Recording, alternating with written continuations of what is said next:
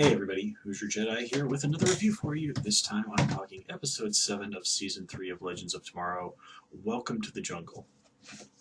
Now I might have to cut this video a little bit short and I hope you'll forgive me for that. I feel a sore throat coming on, so let's just kind of get right into this. This I thought was quite a good episode. I mean, there's interesting stuff going on with pretty much everybody. There's a lot of nice, moral questions brought up, and, lots of nice character moments, and it's just generally quite a well done episode. So let's just kind of get right into it. First of all, I gotta say, points to this episode for working in a Ghostbusters reference. There is no Sarah, only Grodd. Oh, that was beautiful. Ghostbusters, the original one, is one of my absolute favorite movies ever, and yeah, I just never get tired of it. Okay, so Mick was really, in a lot of ways, to me, the centerpiece of this episode. We learned that he was kind of more or less responsible in a lot of ways for his parents' deaths, and that he did not come from a happy background. This sort of sheds more light on it, but it's really nice to sort of see Mick forced to see that his father wasn't always this monster that he thought he was, and that he was a human being, and that he was someone who cared about things, who cared about his men, who loved Mick's mother, and who did seem to want to do the right thing, albeit in a messed up situation where, as is pointed out, right and wrong is not clear, is not cut and dry. I mean, Vietnam, well, I think it's a little bit of a disservice to history to say that Vietnam was, that World War II was more cut and dry than Vietnam. On the other hand, when you have on one side Nazis, well, who's the bad guy is in a lot of ways quite clear. So it's kind of a yes and no on that one. But I digress. I really loved Dominic Purcell this episode. I mean, he really did some great stuff. Just his absolute haunted look when he realizes, like, oh my God, in a lot of ways I'm worse than my father, and him, using his father's old lighter to burn himself, just to punish himself, to feel something when he's so emotionally numb. It's really nice. And oh my God, Nate actually acts like a reasonable and intelligent adult in this episode. I was amazed. I mean, yes, his sort of goofy charm is still there, but here, this is what I want from Nate. He's got that goofy charm, but he is an intelligent and reasonable adult, which is, kind of also what I want from Ray. They're very similar characters in that way.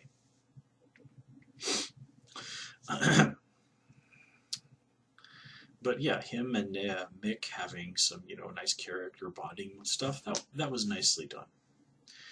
And I also liked what was going on with Stein this episode, his desire to make sure that Jax is going to be safe, and Jax sort of struggling with, like, well, what am I without my powers? I mean, there were two sides of the same coin, but, it was nicely done. The whole thing with Stein and the Marie Curie and Galileo and Isaac Newton, that felt a little bit too much like they maybe cribbed some from some old episodes of Star Trek: The Next Generation, but okay, I'll let that slide. And Jax going out there and ultimately saving Lyndon Johnson's life, nicely done. Not too impressed by the actor they got to play Lyndon Johnson. I mean, you can only ask for so much in terms of physical resemblance, but still, I did not really sense Lyndon Johnson looking at that fellow. It was like, the main thing is being like he was way too thin to be playing Lyndon Johnson, but okay, details. I also really enjoyed the dynamic between Ray and Amaya this episode, with Amaya kind of coming to terms with what's going on with her granddaughter, and Ray pointing out, like, look, maybe this whole situation isn't as clear cut as this. I mean, she probably has her reasons for why she's doing these things. And oh geez, I feel a sneeze coming on. Hang on. Okay.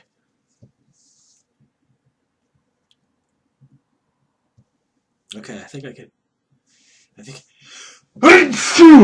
Oh dear. Okay, sorry about that. Sorry about that. Oh my. Well, when you gotta sneeze, you gotta sneeze. Um, her kind of re-examining the whole like why people do what they do because of the hurt and the suffering that they've caused. That's what ultimately leads Amaya to try reaching out to Grodd. And I really loved how she used the necklace to show him like hey, you can trust me. It really would have been, I was really hoping she would have said something like, I trust that you recognize the significance of this, of the necklace. And, from where Grodd's background and the whole situation with Gorilla City, that's entirely possible that he does. It just would depend on how much he's learned about the sort of thing in Gorilla City, which, keep in mind, was on Earth 2. So the whole situation there, we don't know much of anything about Vixen's counterpart on that Earth, if any.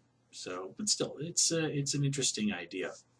And then, of course, the irony of it all is just as you are getting through to the bad guy, it all goes to hell because you don't really want to redeem Gorilla Grodd because then you can't use him in the future. And yeah, Damien Dark turning out to be a Gorilla Grodd fanboy. That was hilarious. And it's just so fun to watch Neil McDonough as Damien Dark just being so gleefully evil. Really fun. Let's see. Wasn't super impressed with the story that they tried to tell with the Vietnamese lady. I mean, yes, if you want to find peace, you do sort of have to look within yourself. Now, that is a nice observation because, well, where is peace? It's not on a mountain somewhere in Tibet. It's not hidden in some scroll buried in a temple somewhere in the jungle or something like that. Peace is something that comes, like all other emotions, from within you. And you do have to look within yourself if you want to find that. And yeah, I mean, it's an idea that is very simple, but also very complicated and easier said than done. Because when we look inside ourselves, like this episode, we often see things that we don't like. But, and even Nick's dad kind of makes this observation that life is the sum of the choices that we make. And yeah, if we look inside ourselves and start thinking about our lives, one of the first things that's going to bubble to the surface is all of one's regrets, the bad choices, the missed opportunities, your fears, the lies you tell yourself. But again, where else are you going to find peace but from within yourself? And you have to face those things. You have to come to terms with them. You have to accept that these things are your choices in life, that they are a part of you, and that nothing you can do can change the past. I mean, this isn't a time travel show. The past is written in stone. But the future, as they say on Trigun, is an open ticket. Or as Doc Brown said with Back to the Future, your future is yours to do with as you will, so make it a good one. Okay, that's maybe not exactly word for word what he said, but you get the idea. So guys, I'm going to call it here. As always, please comment, rate, and subscribe. You can, of course, follow me on Twitter at Who's Your Jedi, and please also join me on Tumblr at Jedi Reviewer. Until next time, take care and have a good one.